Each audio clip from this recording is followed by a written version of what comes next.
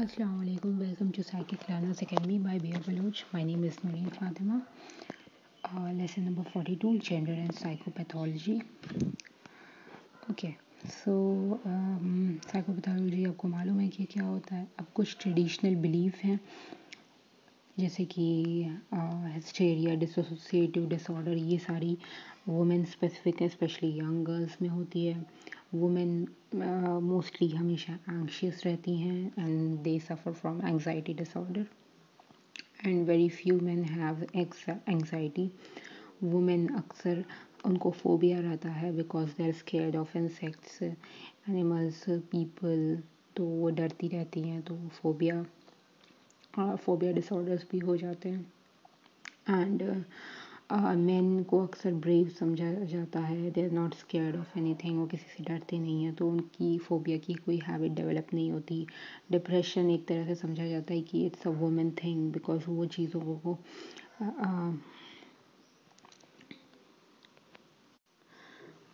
No actually depression को समझा जाता है कि it's not a women thing because वो हर चीज़ों को में सैड रहती हैं, हर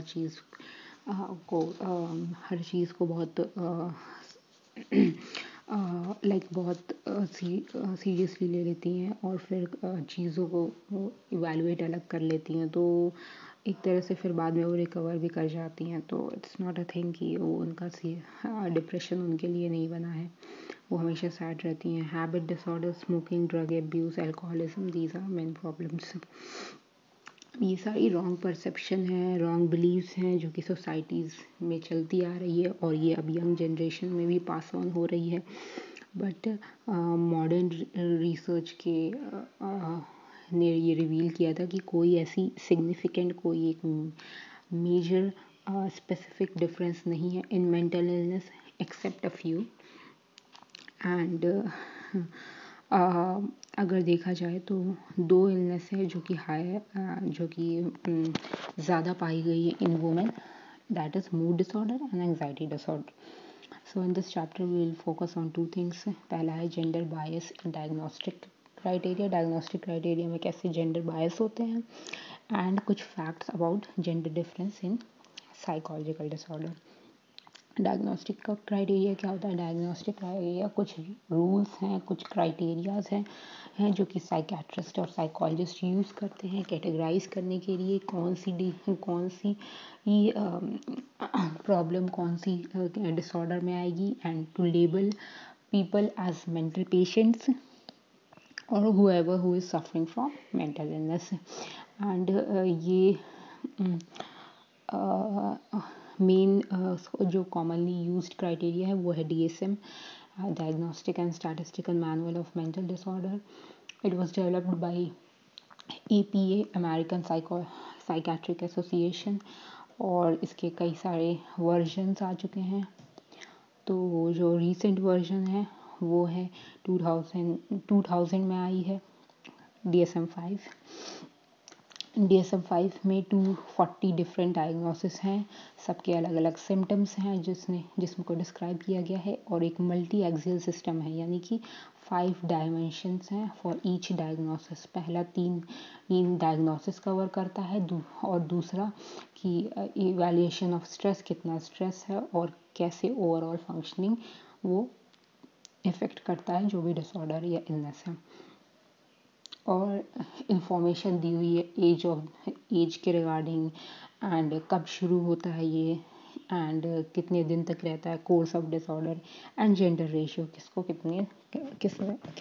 किस जेंडर को सबसे ज़्यादा होता है और किस जेंडर को कम. अब कुछ क्रिटिसिज्म है issue of gender bias in diagnosis of clinical disorder. तो काफ़ी सारे जेंडर बायस की तरह काफ़ी ज़्यादा हद तक बायस हैं on gender in diagnosis of clinical disorder. पहला मेन क्रिटिसिज्म ये है कि सबसे मेन क्रिटिसिज्म ये दिया गया था against DSM, diagnostic criteria of DSM, कि वुमेन वो लोग कहते थे इस चीज़ पे किया गया था कि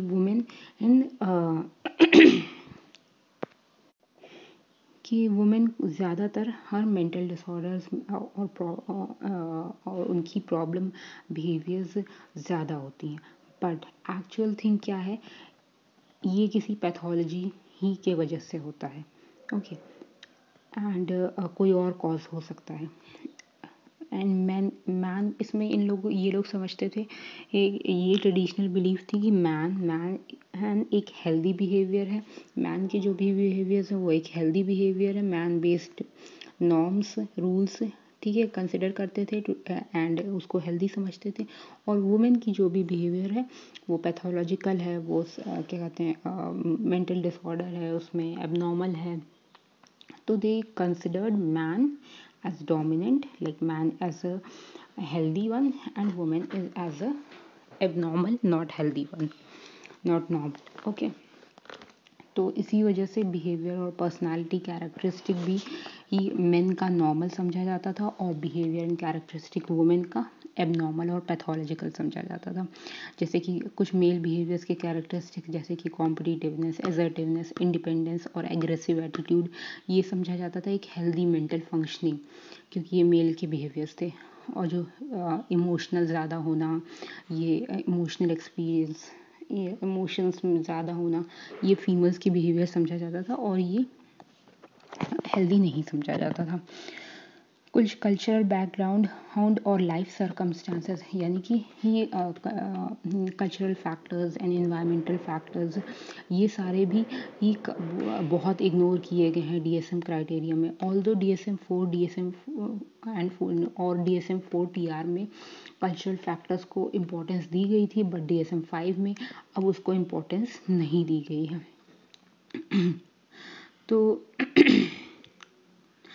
तो एक तरह से ये कह सकते हैं कि जो इन रियलिटी क्या बात है, ये बात है कि ये प्रॉब्लम का सोर्स पर्सन है, नॉट दी सर्कमस्टांसेस। क्योंकि ये ऐसा DSM कहते थे इन रियलिटी, मतलब in based on all the assumptions they had, ठीक है, और कि source of the problem is person not the circumstances. Okay, तो अगर कोई रेप्ड वुमेन है, एसिड बर्न वुमेन है, डिप्रेस्ड है, आइसोलेटेड है, डरी हुई है, बहुत एंग्जाइटी है उसे, बहुत नर्वस भी है और बहुत सैड है, तो उसको वो कोई एक डिसऑर्डर लेबल कर देंगे ये लोग, एंड वो अभी क्या है वो उनके लिए ज़्यादा इम्पोर्टेंट होगा, और वो ये नहीं सोचते हैं कि वो क्यों इस वजह से है। Like they don't label a thing as what they why, but they label it as why what sorry okay, forget this, I'll tell you कि जैसे भी अगर कोई प्रॉब्लम किसी को भी होती है तो वो ये नहीं सोचेंगे कि वो इस प्रॉब्लम में क्यों है, किस वजह से है, वो सोचेंगे कि ये जो चीज़ है ये अभी ऐसी क्यों है। ओके, रीज़न नहीं सोचेंगे why is she like that, they will think about what she is right now, that will be more important, और फिर वो लेबल कर देंगे कि ये इस इंसान की प्रॉब्लम है, not the circumstances or the environmental factors or any cultural factor। APA American psychiatric association, इन्होंने ये अंडर डायग्नोसिस और ओवर डायग्नोसिस करने के मना किया है specially in personality disorder. Clinicians और साइकोलॉजिस्ट साइकेट्रिस्ट को मना है कि आप ओवर डायग्नोस भी नहीं करें, अंडर डायग्नोस भी ना करें। क्योंकि जब आप ऐसा करते हो तो आप सोशल स्टीरियोटाइप, जेंडर स्टीरियोटाइप, ये सारी चीज़ें, जेंडर रोल बिहेवियर, ये सारे कंसिडर करके आप अंडर डायग्नोज कर लोगे या ओवर डायग्नोज कर लोगे, तो इसलिए ये सारी चीज़ें मना है। Typical gender behaviours likely to be diagnosed as disorders. अगर पर्सनालिटी डिसऑर्डर की बात करें तो उसमें शीज़ोटिपिकल पर्सनालिटी डिसऑर्डर और एंटी सोशल पर्सनालिटी डिसऑर्डर, इसका एक एग्जैगरेटेड इसका जो डायग्नोसिस क्राइटेरिया है वो मेल जेंडर रोल के डिस्क्रिप्शन में काफ़ी हद तक शो होता है। ये एक तरह से जेंडर बिहेवियर्स को समझ सकते हैं। जैसे कि शीज़ोटिपिकल पर्सनालिटी डिसऑर्डर में क्या होता है, सोशल एंड इंटरपर्सनल डेफिसिट्स, वो बात नहीं करते हैं किसी से, वो खुद से भी नहीं है, वो खुद से दूर रहते हैं, एंड नो सोशल विदड्रॉल रहती है एंड क्लोज रिलेशनशिप भी नहीं, कॉग्निटिव और परसेप्चुअल डिस्टॉर्शंस भी होती हैं। Okay, and anti social personality में ही वायलेशन रहती है, किसी का हक मारना, किसी झगड़ा करना और झूठ बोलना, चोरी करना, ये सारी चीज़ें, ये मेल जेंडर रोल को डिस्क्रिप्शन में ये आता है। ये ऐसा लाइक एग्जैगरेटेड पिक्चर बनाया गया। और कुछ डिस्क्रिप्शंस है जैसे कि डिपेंडेंट पर्सनालिटी डिसऑर्डर की, जैसे कि separation, fear of separation, fear of separation, डरना किसी लाइक कि वो अकेले ना हो जाएं, काफ़ी चिपक के रहना किसी से, ये इंडिपेंडेंट रहना हमेशा, जो वो बोले वो सही है।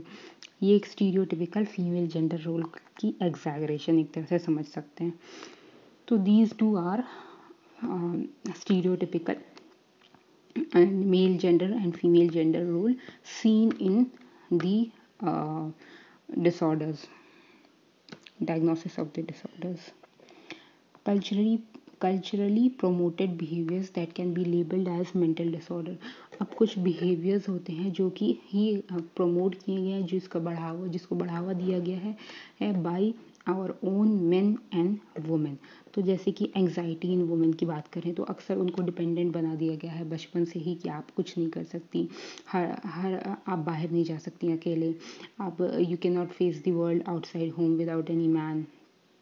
और आपकी मेजर डिसीजंस चाहे वो ऑक्यूपेशन को लेकर के हो एजुकेशन को लेकर के हो, घर के काम को लेकर के हो, मैरिज को लेकर के हो, मोबिलिटी इधर उधर जाने को लेकर के हो, सारी चीज़ें मेन के अंडर रहती हैं।